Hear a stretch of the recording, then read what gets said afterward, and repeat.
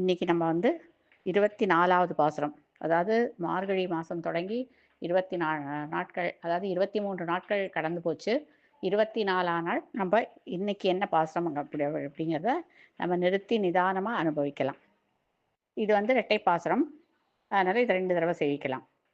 அன்னை உலகம் அளந்தாய் அடி போற்றி, சென்றங்கு தென்னிலங்கை செத்தாய் திரள் போற்றி, பொன்னச்சகடம் உதைத்தாய் புகழ் போற்றி, கண்ணு குனிலாய் எரிந்தாய் கடல் போற்றி, குன்னு குடையாய் எடுத்தாய் குணம் போற்றி, வெண்ணு வகை கெடுக்கும் நின் கையில் வேல் போற்றி, என்னுன் சேவகமே ஏத்திப் பறைகொள்வான், இன்று யாம் வந்தோம் இறங்கேலோர் எம்பாவாய்.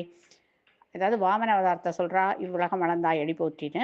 அதனால் நம்ம அது அவதாரமாக இருக்கிறதுனால 2 தடவை சேர்க்கலாம்.